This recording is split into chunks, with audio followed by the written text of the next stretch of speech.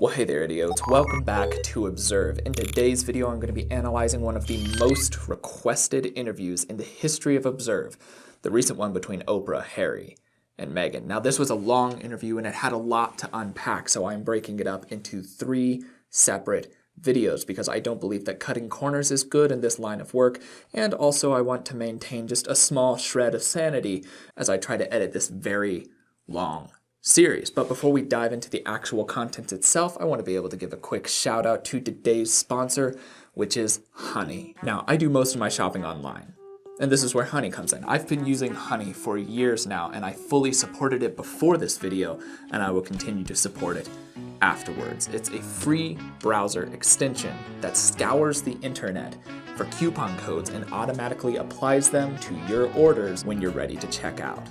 Basically, you can think of it like this. Back in the day when you used to take the coupon books to stores and leaf through hundreds of pages of coupons to find possible deals, it's exactly like that, but you have to do none of the work and you still get to reap all of the benefits. Here recently, I had to purchase a new editing laptop, and Honey, I kid you not, saved me $500 on my order just by using their extension. I highly suggest it, and if you sign up using my link, which is joinhoney.com/observe, you can get it for free and be supporting the channel. It costs you nothing. There's no membership and there's no sign up, and it's an amazing benefit if you do shopping online, which, let's be real, most of us are shopping online these days. So again, that is joinhoney.com/observe to be able to start using Honey and supporting this channel to make videos like this possible. Once again, I highly support Honey. I'm very happy to have them as a sponsor in the video, and I want to give them a big thank you for sponsoring this video. But without further ado, let's start the actual analysis.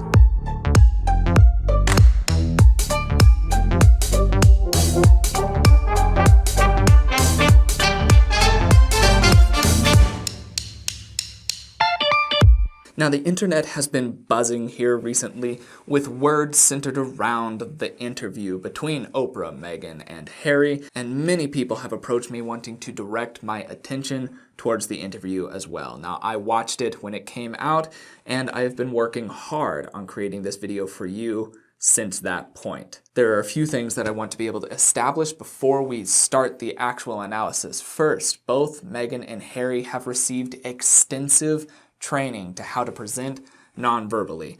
Meghan has a history in performance, and Harry is part of the crown. So both of them have received very, very quality non-verbal training, and that shows. That being said, no matter how much training you have, it is still highly possible to have subconscious non-verbal leakage as to actual emotional states, psychological processing, and possible clusters that indicate deceit. Today I'm going to be going through the entire interview and analyzing their nonverbal communication with as much detail as I possibly can without reading in too much and without overgeneralizing. Another thing that I want to make very clear is that this interview takes place outside and there is a light breeze. Now, when there is a light breeze, preening gestures will increase dramatically, especially centered around hair. For those of you who have long hair, you know what I'm talking about. Hair blows in your face and you want to get it out of your face. I can imagine how frustrating that must be, but from the people that I've talked to, it is a frustrating thing. So you can see that pop up on multiple occasions. It can also cause tickling anywhere where there might be hairs available around ears, nose, so on and so forth. So those have to be taken into consideration throughout the rest of the read. Now, I have spent time trying to establish a baseline for both Harry and Meghan, and this is what I have so far, starting with Meghan. She has a very composed and all in all, almost generic baseline. There's no abnormalities. She doesn't have a lot of nervous tics. She doesn't have a lot of freezing. It's just your casual, everyday, generic nonverbal baseline. This means that it will be a little bit more easy to read her nonverbal spikes because they will stick out more substantially from that baseline. That is enough talk about what we will see. Let's go ahead and start into the actual footage. You look lovely. Thank you, so do you. Pregnant and lovely. Thank you, yes. Do you know if you're having a boy or girl? We do this time. I will wait for my husband to join us and we can share that with you. Okay, that would be really great. I can't wait to hear. So before we get into it. So this is very early on in the interview. They have both just sat down.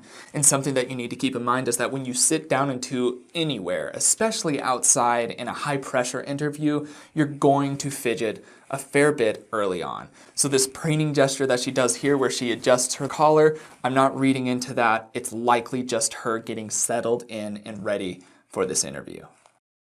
Yeah. I just want to make it clear to everybody that even though we're neighbors, I'm down the road, you're up the road. Yeah, this isn't my house, this isn't your house. This is my house. We were using a friend's house because they had a very nice Beautiful pergola. Yeah. That there has not been an agreement. You don't know what I'm going to ask. No. And there is no subject that's off limits. Yeah. And you are not getting paid for this interview. All of that's correct. All of that is correct. So far, all of her body language has been synchronized. That's good to see. That indicates authenticity to me. There's not enough to be able to really say for certain, but if I had to hang my hat on a peg, I would say that she's being authentic here. I'm comfortable putting my name behind that. During this time, we're seeing Meghan being authentic. Hopefully that continues on throughout the rest of the interview. So, you ready? Okay. I am. I thought that was it. I thought we were done now. I just want to ask about the baby and we're good to go. Okay. But I remember sitting in the chapel, and thanks for inviting me, by the way. You're welcome. So I was there on that wedding day, and I so recall this sense of magic. I mean, I'd never experienced anything like it. And when you came through that door, it seemed like you were like floating down the aisle. Were you even inside your body at that time? I've thought about this a lot because it was like having an out-of-body experience that I was very present for. And that's the only way I can describe it, because the night before I slept through the night entirely, which in and of itself is a bit of a miracle. So a nonverbal tell that I want to be able to point out that Meghan has repeatedly throughout this interview, and her nonverbal baseline is the raising of the eyebrows. And she uses this as a means to be able to intensify and add to the weight of the words she's saying. It's very common. A lot of people do this. And so as you see that coming out again and again, that is oftentimes what that is attributed to. It's something that I wanted to be able to make note of here early on because you will see it repeatedly. Along with that, right now you can see her using open body language that's just good for genuineness. However, it most certainly was focused on during her nonverbal training, so we just have to take that as it comes. And then woke up and started listening to that song, Going to the Chapel, and just tried to make it fun and light and remind ourselves that this was our day. But I think we were both really aware, even in advance of that, this wasn't our day. This was the day that was planned for the world. So you see a lot of those preening gestures coming out, but you can see her hair is a genuine cause for those preening gestures. The wind is causing her hair to move, her head movements is causing her hair to get into her face, and she needs to get it out of her face, so she preens it out of the way. It's not a useless gesture, which means that it has the purpose of actually preening her hair out of her face. Everybody who gets married knows that you are really marrying the family, too. But you weren't just marrying a family, you were marrying a 1,200-year-old institution, you're marrying the monarchy. What did you think it was going to be like? I will say I went into it naively because I didn't grow up knowing much about the royal family. It wasn't something that was part of conversation at home. It wasn't something that we followed. My mom even said to me a couple months ago, she said, did Diana ever do an interview? Now I can say, yes, a very famous one, but my mom doesn't even know that, right? But you were certainly aware of the royals. Of course. And if you're going to marry... So she has a lot of nose shaking during that time, and this could be attributed to negative feelings around that. Perhaps as she went in naively, there was a lot of shadiness that she wasn't aware of, or just some alternate sides and aspects to being married into the crown that she didn't quite understand. Being married into the royal family definitely has a lot behind it, and I'm sure that that nose shaking could be easily attributed to that. It also can be attributed to a thought of disbelief, the, oh my goodness, I don't believe this, or it was unbelievable, something along those lines. That is also a common cause for the nose shake gesture as well. A royal, then you would do research about what that would mean. Well, I didn't do any research about what that would mean. You didn't do any research? No. I've never looked up my husband online. So her nonverbal communication is pretty synchronized here. But I also find it just hard to believe that she wouldn't actually Google it. And during this time, the only indicator that I could possibly find of actual deceit in that could be the eye blocking that she does there, where there's a rapid increase of blinking. And for those of you who don't know, eye blocking is an indicator of wanting to separate yourself from what is being spoken of, or what you are seeing, or what you are experiencing, and oftentimes that can also be attributed to lying. A lot of people know that they shouldn't lie, so when they start blinking rapidly in an area where it could be a lie, that could be an indicator of deceit. It's not enough to be able to hang a hat on, but it is something that I did want to make note of and bring light of to you. I just didn't feel a need to, because everything that I needed to know he was sharing with me, right? Or everything that we thought I needed to know he was telling me. So you didn't have a conversation with yourself or talking to your friends or thinking about what it's like, what it would be like to marry a prince who is Harry, who you had fallen in love with, and what it would mean to be a part of that family. You didn't give it a lot of thought? No, we thought about what we thought it might be. Yeah?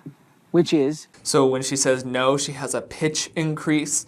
That's just a sign of tightened muscles and a sign of heightened emotion. Doesn't mean that she's lying, but it does mean that there's extra strain behind her vocal cords during that time. No, we thought about what we thought it could be, so you can hear that extra tenseness in her tone. That just means that there's something psychologically processing there. Is it deceit? Not enough to say, but is it a noticeable spike in her nonverbal communication, speaking tonally? Absolutely. That's what I'm trying to get. Yeah, I mean, like, I didn't fully understand what the job was, right? What does it mean to be a working royal? What do you do? What does that mean? I knew that he and I were very aligned on all of our cause-driven work. That was part of our initial connection. And what we talked. Ooh, so you can see here that she touches her nose, and that can be seen as a mouth-blocking gesture. Now, there used to be this idea that there was something called the Pinocchio effect, where if a person's lying, the blood vessels in their nose enlarge and engorge, and it makes your nose itch, so you scratch your nose, and that's just not true. There's no scientific basis for that, and it has been immensely disproven. Unfortunately, it would be nice, but it's not the case. However, you see right before that, she does a little tiny sniff, and then she touches her nose. Chances are she probably had a little bit of a runny nose. I'm sure it's not very cold there. It's in California, and it's quite warm there most of the year, so I doubt it's running because of that, but there is still the distinct possibility that maybe her nose was just running a little bit, and it's rude to go on camera during the middle of a hugely televised and important interview. So she might be trying to be like, oh my goodness, I have to wipe my nose, but I can't because ew. So you can see that happen, and that's what I'm noticing here. Now, this nose-touching, mouth-blocking gesture pops up multiple times throughout the rest of the interview, and it's not always preceded by a little sniffle to indicate that her nose is running, but it is something that I want to take note of. About in the beginning of our courtship, but I think there was no way. Another big swallow there. The beginning of our courtship, and she looks off to the side. She has a contempt expression on the bottom half of her face, with the corner of her mouth being raised up higher than the other side. That could be contempt. It could also be because her nose is running. When you swallow and your nose is running, it looks a little different than if you're just normally swallowing. So that still would make sense in that concept, that if her nose is lightly running, then she's going to have some odd facial expressions to reflect that. Not all body language is centered around psychological processing. It can also be physical representations of stimulants, nose running, having itchiness, so on and so forth. So during this time, I still find that to be the most likely explanation, but it is still something that I want to make note of and keep track of throughout the rest of the interview because it just needs to be. It deserves to have attention paid. To understand what the day-to-day was going to be like. Yeah. And it's so different because I didn't romanticize any element of it, but I think as Americans especially, what do you know about the royals? It's what you read in fairy tales. Right. You think is what you know about the royals, right? So it's easy to have an image of it that is so far from reality. And that's what was really tricky over those past few years is when the perception and the reality are two very different things and you're being judged on the perception, but you're living the reality of it. There's a complete misalignment and there's no way to explain that to people. Well, you know, in every family, I think. So far, she is showing very genuine body language. I'm not seeing even leakages. There's no nonverbal misalignment, and there's a couple possible reasons for this. Either one, she's so extremely trained that even psychologically she's not leaking anything, or she's being authentic. And I'll let you know, unless a person's a psychopath or so extremely trained in specific lying methods that they can pull this off, it is so incredibly difficult, if not impossible, for somebody to cleanly lie without some form of leakage. Things get serious when you are brought in to meet the mother or the grandmother. And in everybody's family who's watching right now, you know, the grandmother is the matriarch and known in many families as the queen. Yeah. And she was one of the first people I met. I and met in her. your situation, it's the queen. The real queen. The real queen Yes. that you're meeting. And what was that like? Were you worried about making the right impression? There wasn't actually a huge formality the first time I met Her Majesty the Queen. We were going to lunch at Royal Lodge. Big shift in her body language there, quite literally, as she's adjusting why she's sitting the way she is. And this could be because she is pregnant, and that just makes sitting pretty uncomfortable when you're pregnant. But it also is closely related to when she says Her Majesty the Queen. There's this odd shift in her body language. And I think it has to do with the formality of that title. And that relates closely to what she's relaying here. For her, she met the Queen rather informally, and using that title, Her Majesty the Queen, might still be just stilted for her and maybe a little awkward for her, and it's showing up in her nonverbal communication in this form of discomfort. But that's not a negative thing. That's just an upbringing side of things. Which is where some other members of the family live, specifically Andrew and Fergie and Eugenie and Beatrice would spend a lot of time there. And Eugenie and I had known each other before I had known Harry, so that was comfortable. Another nose blocking gesture there, but it's not really related to anything that she's saying. This also indicates that perhaps something is going on. She has a runny or an itchy nose today. That is reaffirming the earlier observation that I made where she touched her nose right after a sniffle. I feel like she might be having some sort of itchiness to her nose because that specific gesture there didn't make sense with what she was saying unless it was centered around one of the people. But even then, that didn't align fully. So it would either be a misaligned leakage or there's a physical reason for her to need to touch her nose. And we were friends with them as a couple. And then it turned out the Queen was finishing a church service there in Windsor. And so she was going to be at the house. And I remember Harry and I are in the car and he says, okay, well, my grandmother's there, so you're going to meet her. Oh, great. I loved my grandmother. I used to take care of my grandmother. This is great. He goes, right, do you know how to curtsy? I said, what? He said, do you know how to curtsy? Now, I thought genuinely that was what happens outside. Yeah. I thought that was part of the fanfare. Or I didn't think that's what happens inside. And I said, but it's your grandmother. He goes, it's the Queen. Wow. And that was really the first moment that the penny dropped, that this wasn't, it was easy for me up until then to go. Did you Google how to curtsy? No, we were in the car. Okay. We were in the car for 5 minutes How from does arrival. one? Again, another nose-touching, mouth-blocking gesture that doesn't make sense in the verbal context of where it fell. this really is hammering home this idea that her nose is probably running or itchy, and she's self-conscious of it. She's worried that it's gonna run or it's itching, and she's trying to figure out an elegant, delicate way to itch her nose. There's not really a delicate way to itch your nose, especially on camera. It always just looks terrible.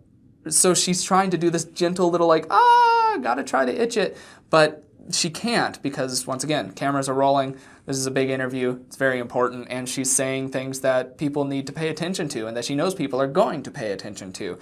That is still what I'm seeing.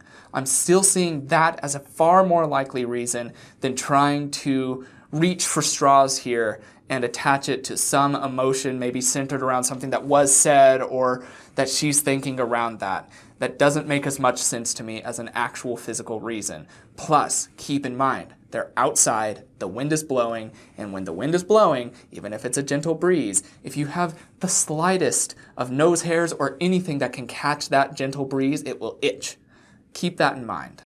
Curtsy, yes. Deeply to show respect. And I learned it very quickly, right in Eyes watering as well, another indicator of wind. Also, they laughed pretty hard a second ago. When you laugh, you have tears. But then you could see her doing some nervous gestures on her legs where she's rubbing her palms on her legs. That is an indicator of sweaty palms or a subconscious indicator of nerves. It's very, very common, and she's talking about meeting the queen and having this wrench thrown in the gears, so to speak, right away. So obviously she's going to be nervous both in that instance and residually while talking about it. front of the house. We just practiced and then walked in. And You and Harry practiced. yeah, and Fergie ran out and she said, "Are you ready? Do you know how to curtsy?" I said, "Oh my goodness, you guys." And so I practiced really quickly and we went in and I met her and apparently I did a very deep curtsy and I don't remember it. And then we just sat there and we chatted and it was lovely and easy. And You see throughout that entire recollection a lot of nose shaking, but her face is showing at least somewhat genuine happiness would be a way to look at it. But the nose shaking is present, and that could easily be attributed to, it's unbelievable how this went. You know, I don't know how crazy this was. It's unbelievable. That side of thought processing would easily cause a nose shake, especially while recollecting something along these lines. I think, thank God I hadn't known a lot about the family. Thank God I hadn't researched. I would have been so in my head about all of it. I would have had it. So you're basically, what you're sharing with us is that you were no more nervous than the regular person who goes to meet somebody's grandmother. You weren't that intimidated because it was the queen. I think it's two things. I had confused the idea of, well, I grew up in LA. You see celebrities all the time. This is not the same, right? But it's very easy, I think. That's important to note. For most people, for you and me and most people that you know, meeting anybody famous is very abnormal. It's not something that you do regularly. You're not going to go and just hang out with A-list celebrity 1, 2, and 3. It's pretty unusual to meet them. That's not the case with Meghan. She was in different social circles. The weight behind it becomes less and less meaningful, less and less emotionally effective because it's just something that she does. And as a performer, she also was in those circles, so it wasn't as big a deal to her. That makes sense for her. If somebody else had said this, that didn't have her background and hadn't interacted with as many people of fame, that would seem really suspicious. But for her, that makes more sense, especially because she didn't quite understand the differences between a famous person and the royal family. That makes sense.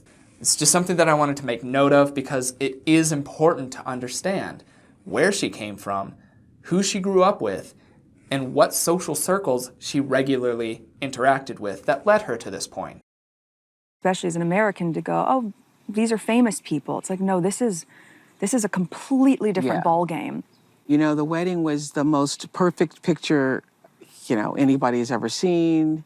But through that picture that we were all seeing behind the scenes, Another shift in her body language there. She quite literally shifts her sitting and has a rapid increase of blinking. There's something centered around the wedding being magical that might not be positive, but right now there's not enough to say whether it's a positive or negative, but there is enough to say that there's something that she's hanging psychological processing on. There's something that's causing an extra burst of processing in her mental state. Ergo, it leaking out in her body language the way it has.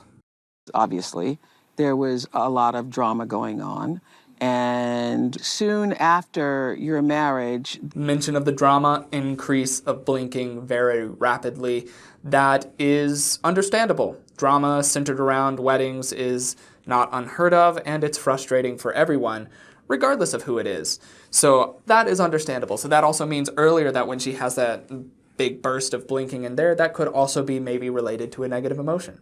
Perhaps there's some negative emotions behind that day. In fact, there likely is. Most of us can probably just think outside the box for a second and be like, yeah, I could see how perhaps a royal wedding might not be as intimate and wonderful for the people involved as it's televised to be. the tabloids started offering stories that painted a not so flattering picture of you in your new world. There were rumors about you being Hurricane Meghan. I hadn't heard that. Okay. So there were rumors about you being Hurricane Meghan for the departure of several high-profile palace staff members. And there was also An increase in blinking, and you could see her brow furrow lightly. This is an intensifying gesture and expression. She is hearing this, and it might be confusing or frustrating to her. Those two expressions combined indicate some frustration or at least confusion on that level. a story, did you hear this one, about you making Kate Middleton cry? This I heard about. You heard about that, okay? That was a turning point. That was a turning point. Yeah. 6 months after A little bit of somberness creeped into her eyes and mouth during that time. That was a turning point. The downward turn of her mouth, her eyelids loosened lightly, which is another indicator of sadness. Something negative happened there, and we're about to see what that is. Harry and Meghan's wedding, headlines began to swirl about a rift between Meghan and her sister-in-law, the Duchess of Cambridge, Kate Middleton. It was reported that Meghan had left Kate in tears over the bride-to-be's strict demands over flower girl dresses. The narrative with Kate, which didn't happen, was really, really difficult, and something that I think that's when everything changed, really. you say the narrative with Kate, it didn't happen. So specifically, did you make Kate cry? No. Genuine. To me, if I saw somebody say that to me in that way after I asked that question, I would see that as genuine. She didn't do anything that would alert me to possible lying or possible deception. But that's only 70 to 80% accurate at best. I have to see more to make sure that what I saw there initially is the actual emotion. But from that initial little blip, I would believe her at that point. So where did that come from? Was there a situation where she might have cried or she could have cried? No, the reverse happened. And I don't say that to be disparaging to anyone, because it was a really hard week of the wedding, and she was upset about something, but So far, just so much synchronization. I'm honestly shocked by this interview, not only by the questions that Oprah asked, which were very pointed and very effective questions. They were very revealing questions, but the way that Meghan and later on Harry handled these, I was genuinely shocked by how genuine they were. It's rare for me to be able to watch a celebrity, a famous person who is used to being in front of cameras and so on and so forth, actually be genuine. But this had such a genuine tone to it all the way throughout the interview that it left me very, very shocked. Pleasantly so, I might add. It's very frustrating to watch a whole bunch of famous people lie out their ass at other people. I didn't get that from this. But we have to keep watching because there's still stuff that we can absolutely pull from their nonverbal communication. Perhaps extra emotional weight behind things that might misalign where they say a thing but feel a different thing around it. That does pop up multiple times throughout this interview. Let's keep watching this segment of the interview. She owned it, and she apologized, and she brought me flowers and a note apologizing, and she did what I would do if I knew that I hurt someone, right? To just take accountability for it. What was shocking was, what was that, 6, 7 months after our wedding? That the reverse of that would be out. Another mouth-blocking gesture. I saw that a second ago, figured I might as well call a little bit of attention to it. It could be related to the emotions behind, but it also looked as if it may be a burp, to put it rather unelegantly. That can simply happen. Real talk here. You would be shocked how many times I burp recording these videos. It's insane. The more you talk, it just can cause that to happen. So that's not unheard of. So if she's trying to elegantly cover something like a burp, what else would you do? I mean, I doubt that she would just sit there and let one rip really, really loudly. So a nice elegant covering of the mouth and try to hide it and keep it subdued would make sense. In the world? The story came out 6, 7 months after it actually happened. Yeah. So when you say... I would have never wanted that to come out about her, ever. Even though it had happened, I protected that from ever being out in the world. So when you say the reverse happened, explain to us what you mean. Another thing to point out there, she does another little sniff. Right afterwards, something's going on with her nose. It's either itching or it's running, so that just means that the more times we see this nose or mouth blocking gesture, it's probably related to that. Maybe not every time, but we would be foolish to not recognize that. It would be very, very one-sided and biased to not recognize the physical causes of nonverbal communication at times. By that.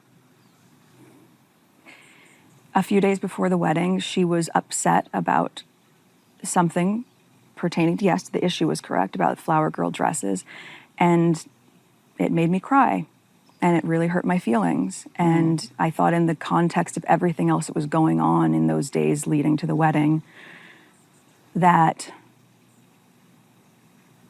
it didn't make sense to not be just doing what everyone else was doing, which was trying to be supportive, knowing what was going on. Real talk here.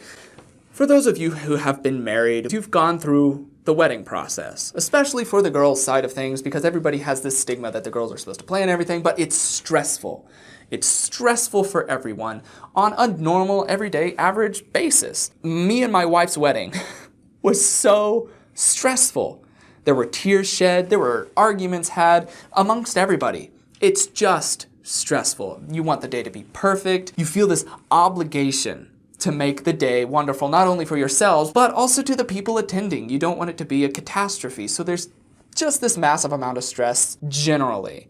Now, consider for a moment that you might be, I don't know, marrying into the royal family and add that pressure to it. The fact that one of them cried is like, no shit. I would be more shocked if nobody cried. I would be more shocked if stress wasn't there. And sure, everybody's always supportive. That doesn't matter. There's gonna be stress. So the fact that the tabloids took this sort of ridiculous, little pithy detail and blew it up, and not only blew it up, but lied about it, from what I can see, Meghan's not lying about this. And I have worked in media before, and I would be remiss to say that media is always honest. In fact, you could almost count on there being some sort of spin in media. It's rarer to find somebody who's just genuinely wanting the truth in media as opposed to genuinely wanting to make a clickable title. So for that to be that way, thanks to the media, I have a lot of disgust for that. And this is just such a pithy thing. Who cares? Who cares that somebody cried? It's sad, obviously, and it's always stressful, but it's not abnormal. It would be great if every wedding was just fun, fancy-free, easy-peasy, lemon-squeezy, nothing goes wrong, but it almost always has something that goes wrong, and there is always stress. Always. So if you're hung up on this, if you're watching that and you're hung up on this title, just get over it. Just get over it. My dad and whatnot. This was a really big story at the time that you made Kate cry. Now you're saying you didn't make Kate cry, Kate made you cry. So we all want to know what would make you cry. What were you going through?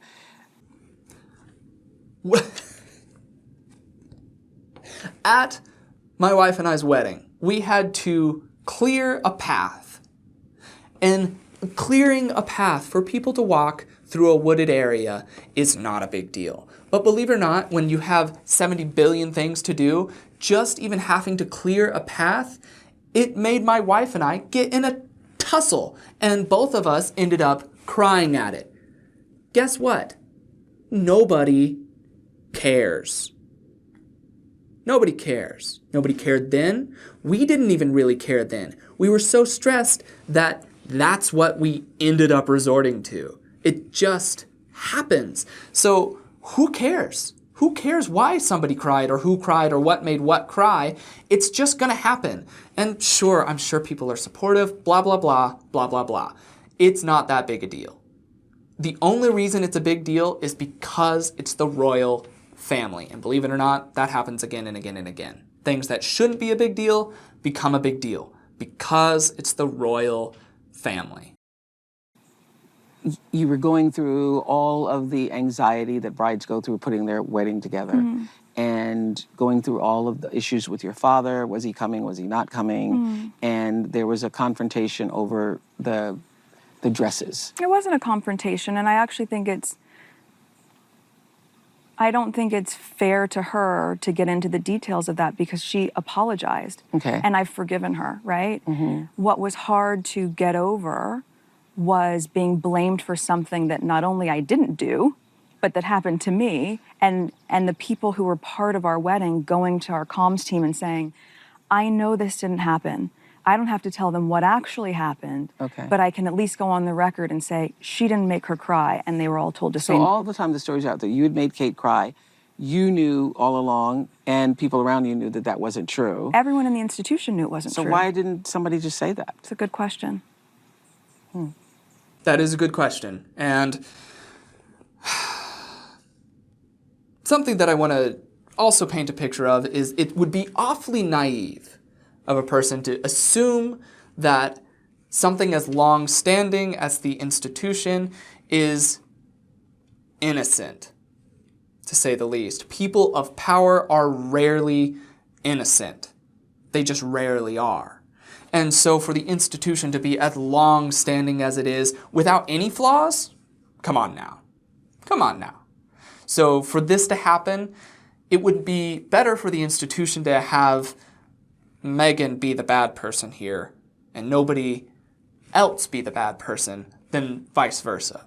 So that makes sense. And also, Meghan's body language during this time is not showing deceit. She's even shaking her head in certain areas attached to the negative emotions centered around that. It makes sense. So far, I have not seen Meghan lie. There has not been enough nonverbal evidence to prove deception. There just hasn't been. Be it subconscious or very obvious, there hasn't been enough evidence. I'm not sharing that piece about Kate in any way to be disparaging to her. I think it's really important for people to understand the truth. But also I think a lot of it that was fed into by the media, and look, I would hope that she would have wanted that corrected. And maybe in the same way that the palace wouldn't let anybody else negate it, they wouldn't let her because she's a good person. And I think so much of what I have seen play out is this idea of polarity where... I will say this, when she says that Kate is a good person, she does look away and have a rapid increase of blinking. I can't really rule this out from just physical attributes alone. I can't be like, oh, well, the wind's blowing or anything like that. It does seem like an odd nonverbal cluster. So in my humble and honest opinion, I feel like there might be some animosity between them, but she's not trying to ride that train. She's not trying to really push that agenda. She's trying to move by it, but her nonverbal communication does leak some negative emotion indicators during that time, and it's something that I think needs to be made note of. If you love me, you don't have to hate her. And if you love her, you don't need to hate me. You know, there were several stories that compared headlines written about you to those written about Kate. Since you don't read things, let me just tell you what was said. Okay. There were stories where Another sniff. I don't know if any other nonverbal communication specialists or so-called expert, by the way, I take a lot of issue with people that call themselves experts on nonverbal communication because nobody's an expert on the human mind, and that makes it really hard to be an expert on the physical representation of what the human mind is processing. I take issues with that. But that being said, I don't know if any other analysts or people that they say that they analyze body language has pointed this out, but it's so blaringly obvious to me that something is going on with her nose, that she keeps sniffing, touching, and scratching it in areas that just doesn't need to be itched, touched, and scratched related to emotions or words. It means it was likely just a physical thing. It's likely a physical stimulant causing her to do so. I don't know if that's been touched on anywhere else, but it is absolutely there, and I hope you're seeing that. I hope that is hopefully shedding some light as to why that pops up again and again and again. Kate was being praised for holding her baby bump. Oh gosh, have I done it since we've been sitting down? You've been doing it the whole time. Kate was praised for cradling her baby bump, and the headline about you doing the same thing said, Meghan can't keep hands off her baby bump for pride or vanity. What does it have to do with pride or vanity? Well, I'm just telling you. What a marvelous question. But herein we have the media. Has nothing to do with pride or vanity. Just really doesn't. At all. But also, like, who cares if somebody's proud of being pregnant? Cool. It's probably good to be proud of the fact that you're going to have a kid. Good. But for those of you who have been on the channel for a while, you know my distaste for 90% of the media. There are still some gems out there who really just want truth. But it went from being like this thing to where you could read to learn truth to everything, almost everything these days is a tabloid rather than an actual source of truth. Don't know if that makes sense? About the stories. Okay. I hear then you. There was a whole online a piece about this. Kate eating avocados to help with morning sickness. I heard about the avocado one. But you were eating avocados. And fueling murder, apparently. Wolfing down a fruit linked to water shortages, illegal deforestation, and environmental devastation. There seems to be That's a really loaded piece of toast.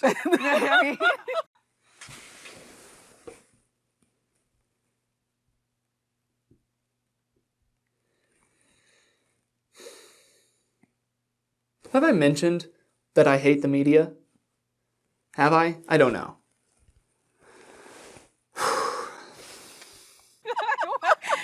I mean, you have to laugh at a certain point because it's just ridiculous. That's good. That's a loaded piece of toast. It's about deforestation. Oh, man. Oh, wow. So do you think there was a standard for Kate in general and a separate one for you? And if so, why?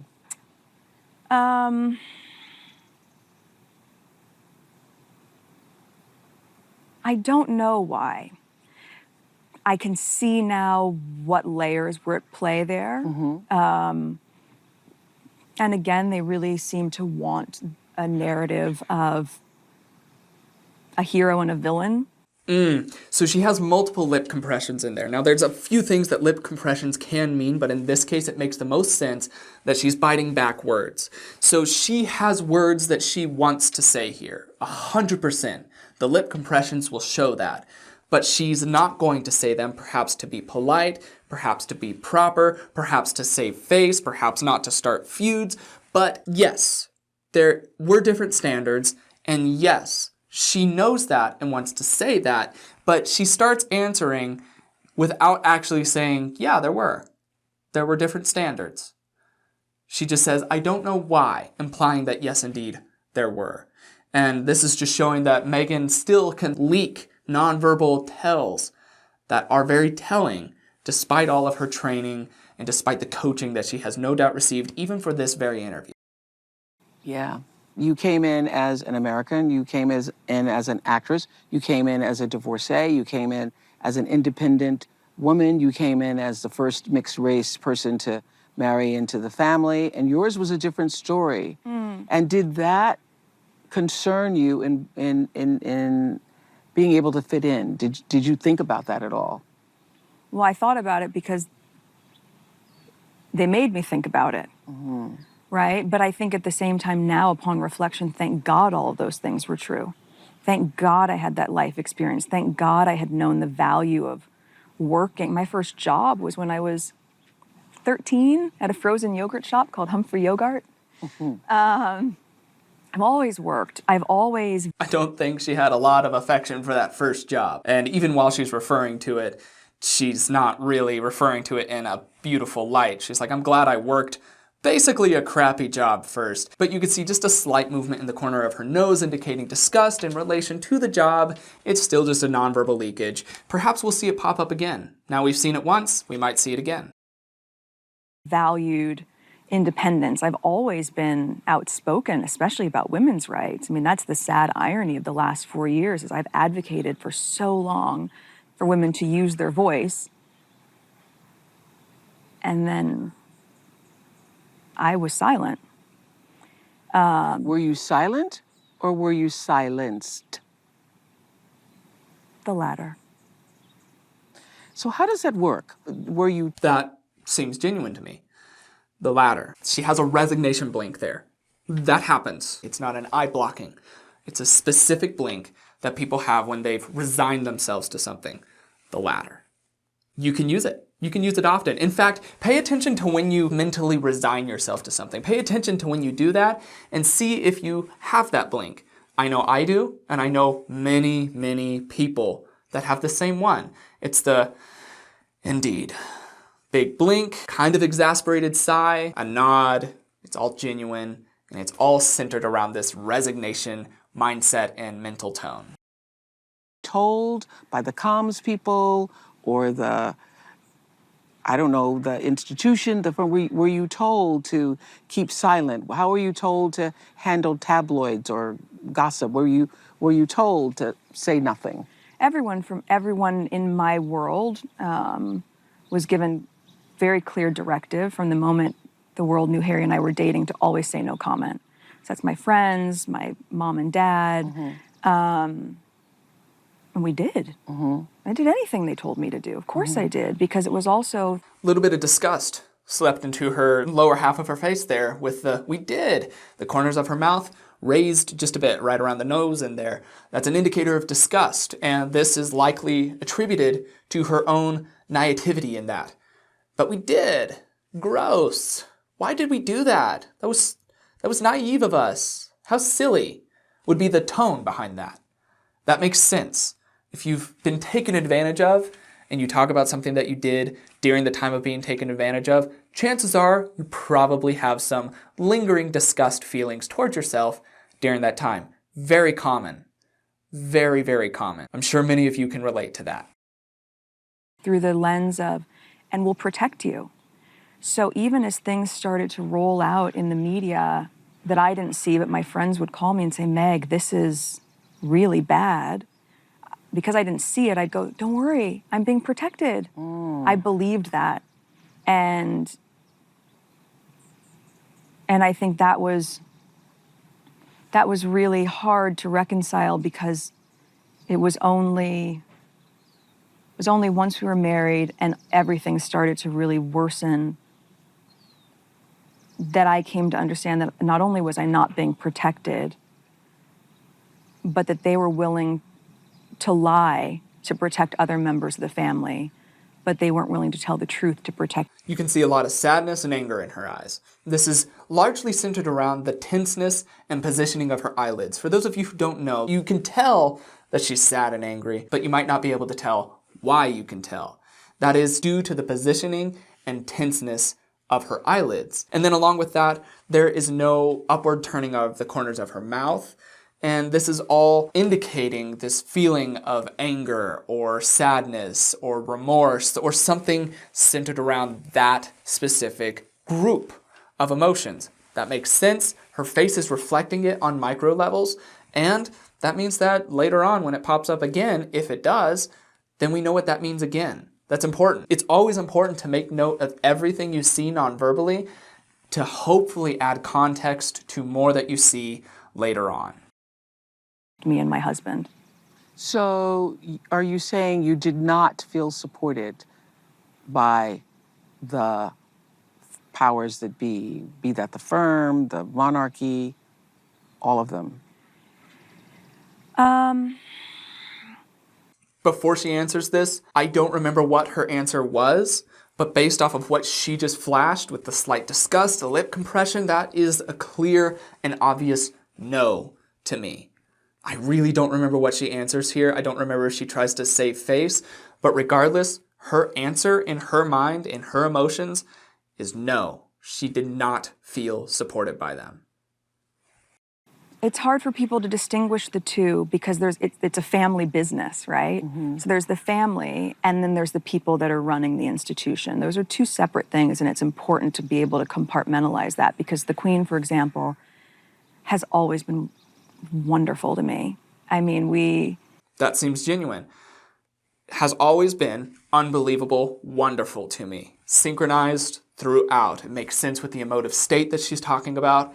That makes sense. And it's interesting. Harry later on also repeatedly says that the Queen was very good to them. Just very good to them.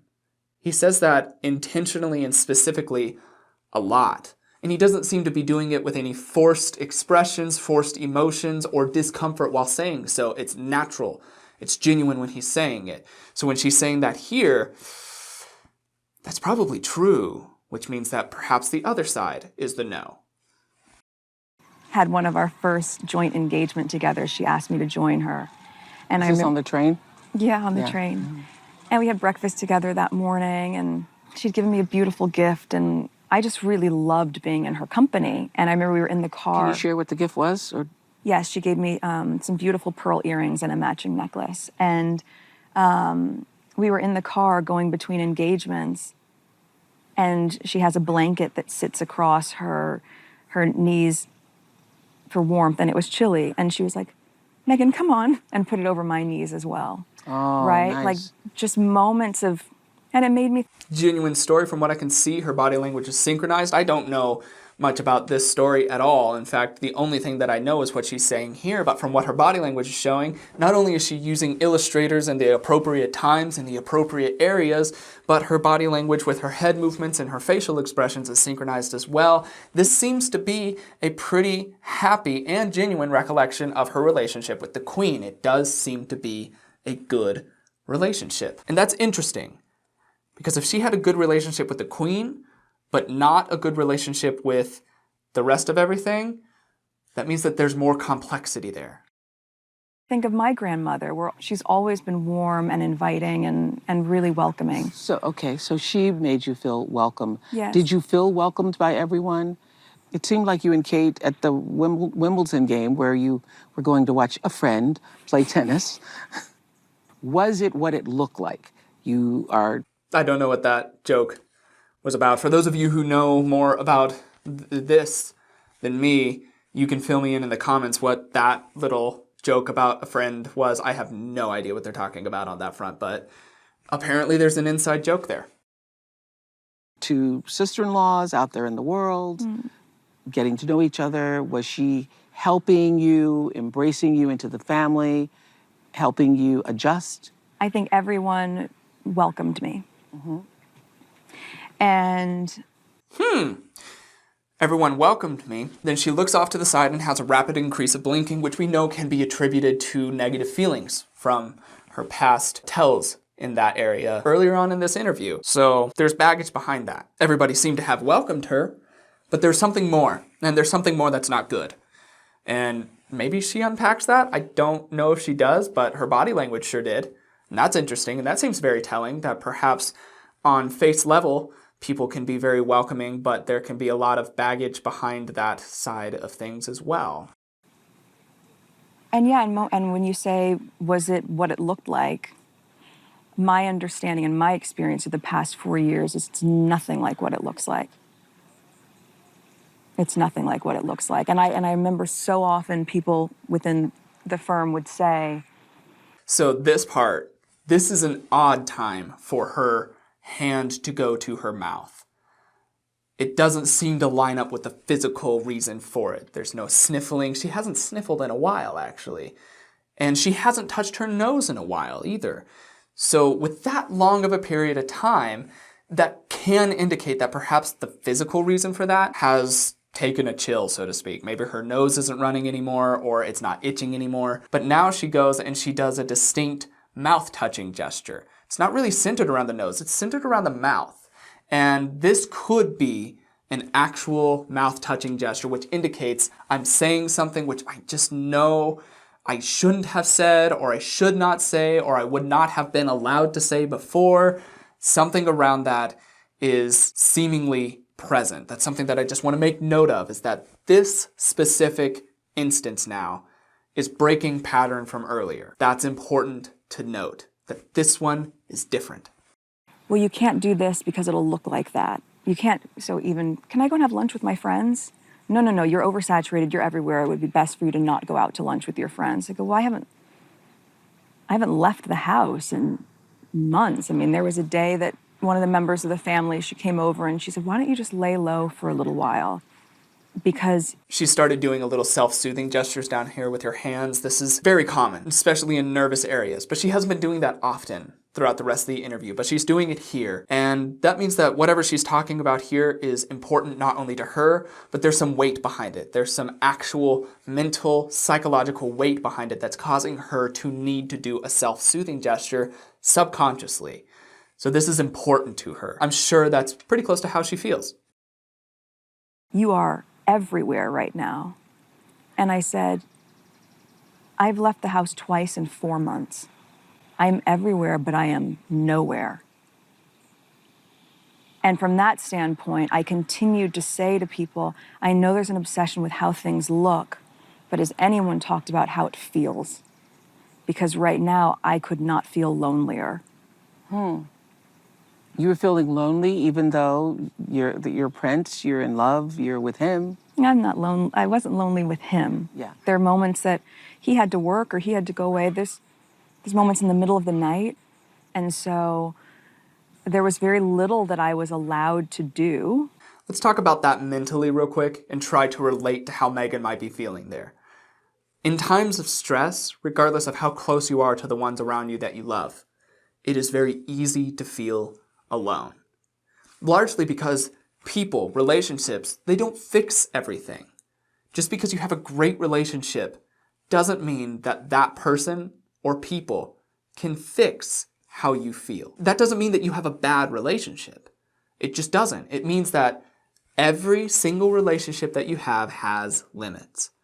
And no matter how great the relationships that you have are, you can still feel alone. And if you're in that position, one, I can understand. And I know that a lot of people watching this video can also understand. And I also know that I can only help so much in saying, hey, I'm going to be here as best as I can. I'll try to create videos for you. And there's only so much that the people around you can say, like, hey, I got your back and all that. But you can still feel alone. And no matter what anybody does or what anybody says, you can still feel that. And my heart goes out to you because that's hard. That's really, really hard. And unfortunately, a lot of the times it boils down to us having to figure out a way around it ourselves. To figure out, what do I need to do to help take care of me? So when she's talking about feeling alone, that strikes home to many of us for very, very real reasons. And that means that no matter how much money you have, no matter how much fame you have, being alone can always affect you. Feeling alone can always affect you.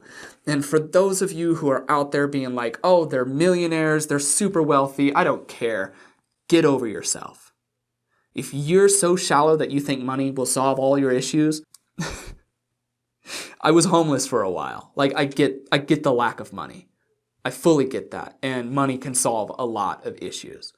that it doesn't solve all the issues. And in fact, it can bring in different ones, or the ones that are there before can't be solved by it. So don't be so quick to judge people because they make more money than you, because they're a different status than you, a different class than you, a different nationality, blah, blah, blah. Don't be so quick to judge them.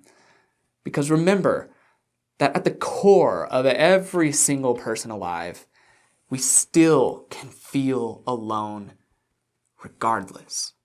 And that's sad and that's tragic. And that means that we have to do our best to be there for the people around us, for the people that we care about. And that's really important. I'm going to wrap up this little segment and then we'll call it closed for the day because this is a pretty healthy long video. But let's keep watching. Mm-hmm. And so, yeah, of course that breeds loneliness when you've come from such a full life or when you've come from freedom. I think the easiest way that now people can understand it is what we've all gone through in lockdown. Yeah, well, everybody can certainly relate now. And that's going to be the end of part 1. There is a lot more to this interview. Like I said, this is part 1 of 3, and Harry doesn't come in until the 3rd part of this. I'm sorry. I know that that's a long series, and these are long videos. I get that. That could be pretty frustrating for you, but I don't believe in cutting corners. I do believe in putting in the time and effort and research to make quality researchable content for you that not only can be entertaining, because it's very entertaining to learn new things, but also maybe a little bit educational. That would be really, really pretty great. But to wrap this up, from what I've seen so far, Meghan has shown very genuine body language in that she hasn't shown deceit, like outright lying about any instance that I can possibly think of throughout this entire area. There might be some misalignment, perhaps emotional misalignment, where she says, yeah, I'm pretty close friends or so on and so forth with somebody, and there might be some more baggage behind that, but there hasn't been any areas where she said something and it's obvious that it's not true. I didn't expect that going into this. I have learned that many people who are famous will also lie. It's sad, but it's true. And many of them will lie because of various reasons. Oh, I can't burn bridge number 1, 2, and 3. Or, oh, I have a self-image that I want to be able to keep up even if it's fake, so on and so forth. But I didn't see that here. I really didn't. And I hope that this has helped set the stage for the other following videos in this series. Because it's going to be intense. And there's going to be some issues in this that are hard for people to work with. And they're very real. They're very real and personal on a level that many people can relate to, regardless of your class, nationality, where you grew up, how you grew up. There's always this core that many people can relate to, and it shows up in here. And we'll get to that when we get to that. I suppose if I have to leave this video with any sentiment behind it, if I had to wrap it up with this kind of pretty bow tie, so to speak, is to realize that everybody that you're seeing is working through something that for them seems enormous, all-encompassing. It's a struggle for them. Everybody has a struggle that they feel is life-altering. I'm sure you do. I know I do. Everybody feels that. Regardless of what they make, regardless of what they do, of their upbringing, everybody has that struggle. It's almost the essence of being human. So keep that in mind before you go out and you want to just quickly judge somebody because of something so shallow as income. Don't. Just take a little bit of time. And perhaps that need, that immediate lash out could be stemming from something that you're struggling with. I know I've done that in the past. I have too quickly judged a person because of something I'm working through. And that's not fair to them, and it's really not fair to me. It's not fair to anyone. So just take time. And if you have to choose a path of being negative or positive, try to choose the positive every time. Try to be good. Try to be kind, caring, compassionate. Obviously, that's not possible every time. There are some people out there. You know what I'm talking about. But if you go with that mindset of being a good person, if everybody went with that mindset instead of being a selfish person or a judgmental person or just a mean person, if you just wanted to be the kindest, most good person you could, the world would be a vastly different place.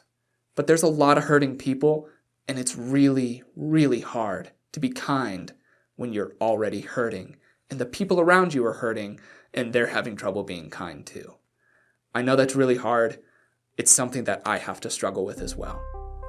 So this was my first episode of this 3-part series of the Meghan, Harry, and Oprah interview. I hope to see you in the following ones. It's all different. Each part has their own issues to work through, their own storylines, their own emotions, and own nonverbal tells. And I'm very excited to get to them. I want to give another big shout out to Honey. Thank you for sponsoring this video. I really appreciate it, and I know you probably didn't anticipate sponsoring an hour and a half or whatever long video this is gonna be. But thank you. And if you're watching this, seriously, just go install Honey. Just do it now. It will save you actual money and cost you actually zero and supports me. I appreciate it, and I promise you if you use it, you'll appreciate it as well. But without further ado, that's all that I've got for the day. My name is Logan, and you have been oh so awesome as you always are. And I will see you in the next video. Cheers, guys.